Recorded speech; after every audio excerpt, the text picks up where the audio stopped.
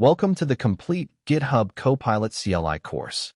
Over 12 episodes, we're going to build a full-stack application from scratch, using nothing but Copilot in the terminal. Today we'll install it, launch our first session, learn the shortcuts that make you fast, and scaffold the project we'll be working on for the rest of the course. Let's jump in. So what exactly is Copilot CLI?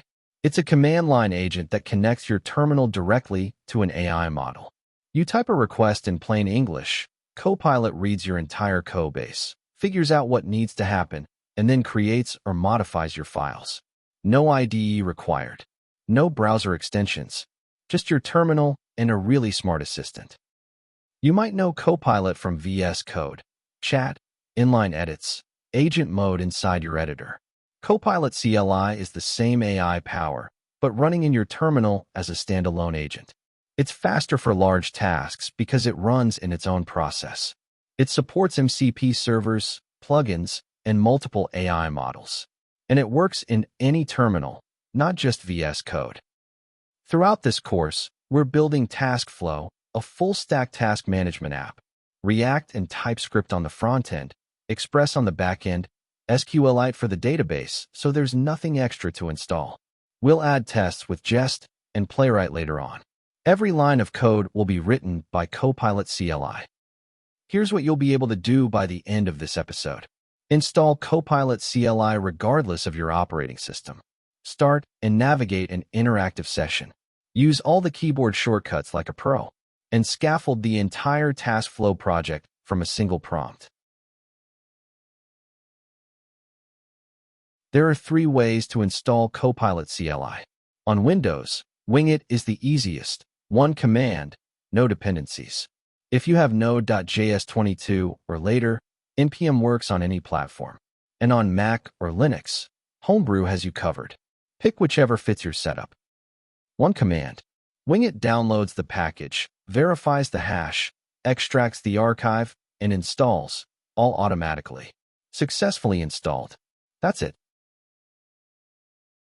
Let's verify. Copilot -- version. There it is, the latest version installed and ready to go.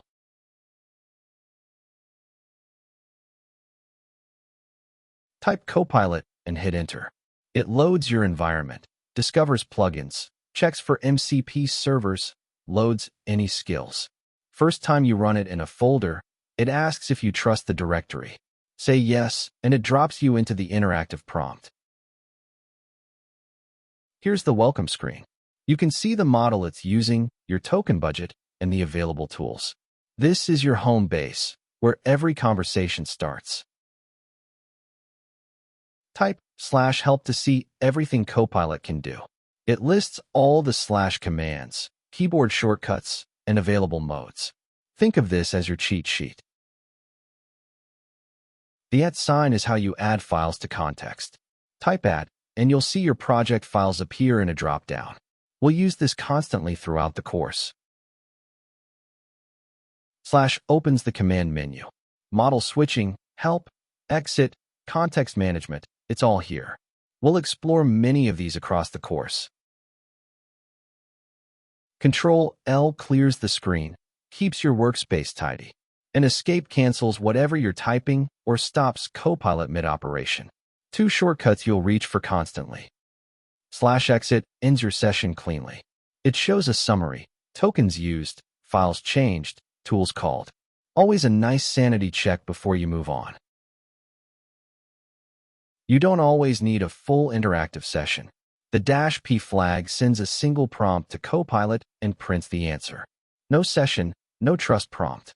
Perfect for shell scripts, CI pipelines, or quick one-off questions. Quick and clean.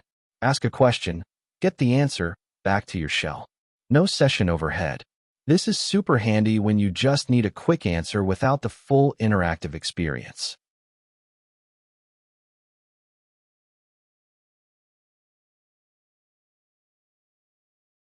Here's the full shortcut reference, 8 total. Escape stops whatever Copilot is doing. Control-C cancels your input or exits the session. Control-L clears the screen. It adds a file to context so Copilot can read it. / opens the command menu. Shift-Tab cycles through the 3 modes. Arrow keys let you reuse previous prompts. And Control-Y opens your prompt in an external editor, which is great for longer instructions. Shift-Tab cycles through 3 modes. Normal is the safest. You approve every file edit and command. Plan mode makes Copilot outline its approach before writing any code. And Autopilot lets Copilot run freely without asking for permission. Start with normal, graduate to Autopilot as you build trust. Watch the status bar at the bottom as I press Shift-Tab.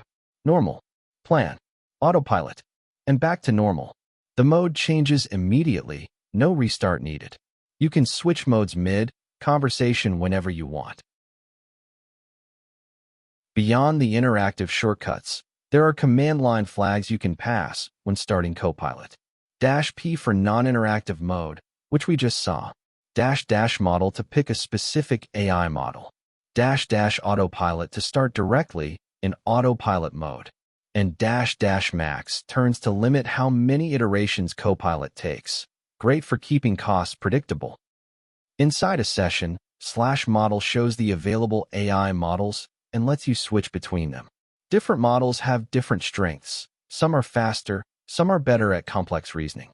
Experiment and find what works best for your tasks. Copilot stores its configuration in your home directory under .config/GitHub Copilot. You can also use environment variables for overrides.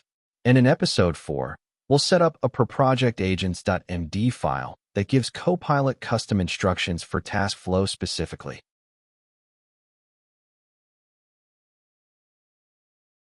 Here's what we want Copilot to build for us. A monorepo with 2 folders, client for the React frontend, server for the Express backend. SQLite as the database, so there's 0 setup. And the whole thing should be runnable with npm start right out of the box. Create the directory, move into it, and start Copilot all in one line. Copilot scans the empty folder and drops us into the interactive prompt. Now we're ready to tell it what to build. Here's our prompt. Notice how specific it is: the tech stack, the folder layout, the configuration files we want. The more precise your prompt, the better Copilot's output. We'll dive deeper into prompt engineering in Episode 2. And now watch Copilot work. It plans the structure first, which directories to create, which files to write. Then it starts executing, creating the client folder, setting up React with TypeScript, creating the server folder, wiring Express with SQLite, package.json files, TypeScript configs, a basic health check endpoint, all from one prompt. This is what makes Copilot CLI so powerful. Let's exit Copilot and see what it created. There's our project structure. Client folder with React and TypeScript. Server folder with Express and SQLite. Config files, package.json files, everything wired together. Exactly what we asked for. Here's everything we accomplished. We installed Copilot CLI with a single winget command. We launched our first interactive session and explored the welcome screen. We learned all 8 keyboard shortcuts: Escape, Control-C, Control-L, @ Shift-Tab, arrow keys, and Control-Y. We covered the 3 modes and when to use each one. And we scaffolded the entire TaskFlow project from a single prompt. In the next episode, we'll learn how to talk to your codebase effectively, how to use @references to give Copilot exactly the context it needs, how to monitor your token usage, and the prompt patterns that consistently get better results. Plus, we'll build the TaskFlow REST API. Hit subscribe so you don't miss it. See you in Episode 2.